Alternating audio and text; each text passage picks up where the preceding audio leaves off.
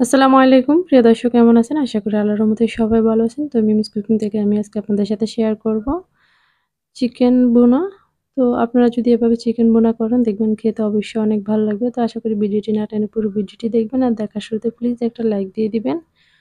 তো এখানে আমি ১ কেজি পরিমাণ মুরগির মাংস নিয়েছি। তো এখানে আমি স্কিন ছাড়া সবকিছু নিয়ে নিয়েছি। তো বাকিগুলো কেন বাদ রাখবো? ওইজন্য ওগুলো দিয়ে দিয়েছি। যেমন হাত, পা, আ কলিজা, ঘিলা এগুলো নিয়ে নিয়েছি। তো মাংসটাকে আমি ছোট, ছোট করে কেটে নিয়েছি। আপনারা চাইলে বড়ও কেটে নিতে পারেন। তবে কিন্তু ছোট, ছোট করে ব্রয়লার মুরগি কাটলে ওটা ভাল লাগে। তো এটাকে ভালো করে পরিষ্কার করে ধুয়ে নিয়েছি। তো এখানে দিয়ে দিয়েছি আমি 1/2 কাপের মতো টক দই। আর দিয়ে দিলাম পরিমাণ মতো লবণ। আর এখানে দিয়ে দিলাম আমি ১ চা চামচ ভাজা জিরার গুঁড়া আর ১.৫ চা চামচের চাইতেও কম হলুদের গুঁড়া দিয়ে দিয়েছি। আপনারা মাংসের পরিমাণ হিসাব করে দিবেন।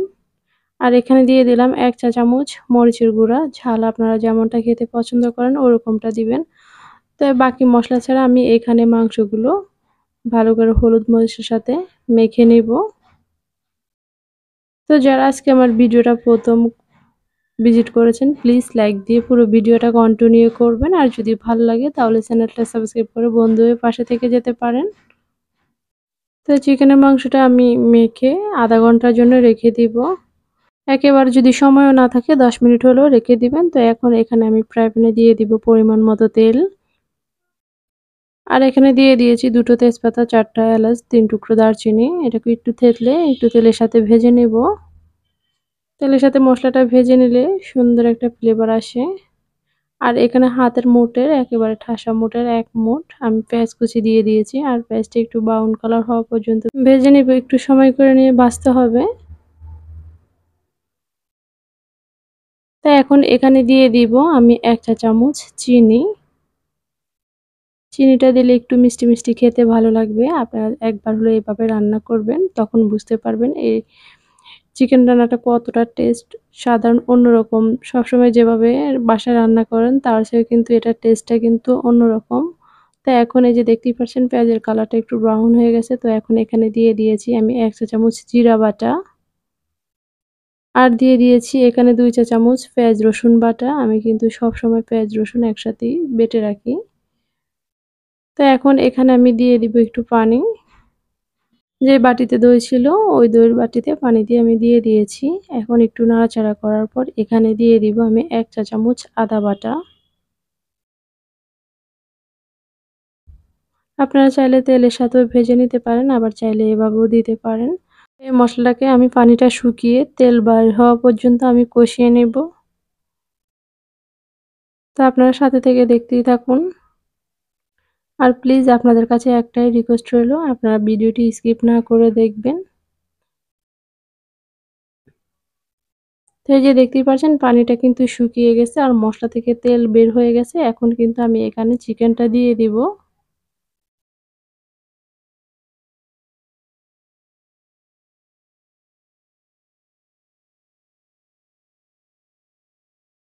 তো এভাবে একটু নাড়াচাড়া করে দিয়ে আমি ঢাকনা দিয়ে ঢেকে দিব।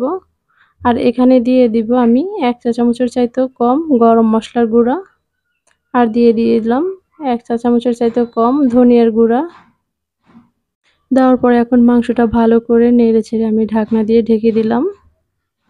তো ঢেকে আমি ১ থেকে ২ মিনিটের মতো মাংসটা কষিয়ে নেব। দেখতেই পাচ্ছেন মাংস থেকে অনেকটা পানি বের হয়ে গেছে। তো এখন একটু নাড়াচাড়া করে দিব। দেওয়ার পরে কিন্তু আমি আবারও ঢাকনা দিয়ে ঢেকে কিছুক্ষণ কষিয়ে নিব। এবার একটু সময় নিয়ে কষাতে হবে। তো এই যে দেখুন আগের তুলনার চাইতে এখন কিন্তু পানিটা আরেকটু বেশি বের হয়ে গেছে। তো এর মধ্যে কিন্তু আমি অফ ক্যামেরায় বারে, বারে নাড়াচাড়া করে দিয়েছি। নাহলে কিন্তু নিচে পোড়া লেগে যাওয়ার সম্ভাবনা থাকবে। আর পোড়া লেগে গেলে দেখবেন যে কোনো তরকারি খেতে কিন্তু ভালো লাগবে না। তো নাড়াচাড়া করে দেওয়ার পর এখানে আমি দিয়ে দিয়েছি ১ কাপের চাইতেও একটু বেশি পানি দিয়ে দিয়েছি। তো এর মধ্যে আমি মাংসটা ২ থেকে ৩ উতরান দেওয়া পর্যন্ত আমি রান্না করে নেব।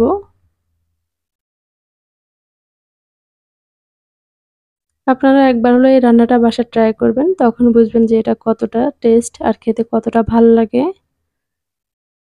তো এই যে দেখতেই পারছেন আমি এখানে ২ থেকে ৩ টা বলক দিয়ে নিয়েছি। এখন এটাকে একটু নাড়াচাড়া করে দিয়ে আমি নামিয়ে নিব।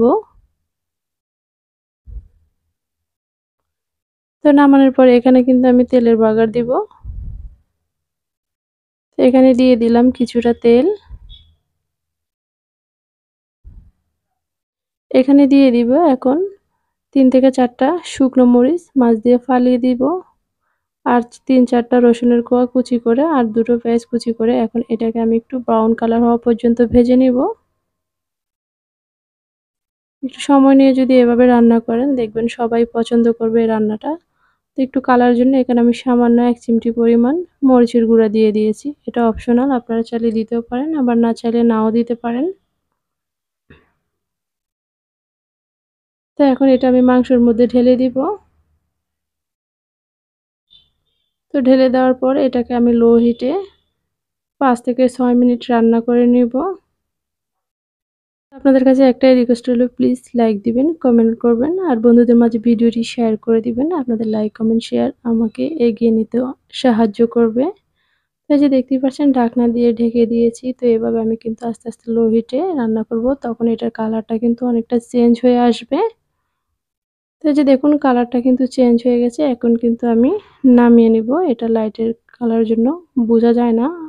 এটা কিন্তু কালারটা আরো সুন্দর। তো আমার রেসিপিটা যদি ভালো লাগে প্লিজ লাইক দিবেন, কমেন্ট করবেন, বন্ধুদের মাঝে শেয়ার করে দিবেন। আর ভালো লাগলে চ্যানেলটা সাবস্ক্রাইব করে অল বাটনে ক্লিক করে রাখবেন যাতে পরবর্তী ভিডিও ছাড়ার সাথে, সাথে আপনাদের কাছে নোটিফিকেশন পৌঁছে যায়। এই যে দেখুন কতটা সুন্দর ইয়াম্মি হয়েছে। তো এতক্ষণ সাথে থাকার জন্য অসংখ্য ধন্যবাদ। পরবর্তী ভিডিও দেখার জন্য আমন্ত্রণ রইল। সবাই ভালো থাকবেন, সুস্থ থাকবেন।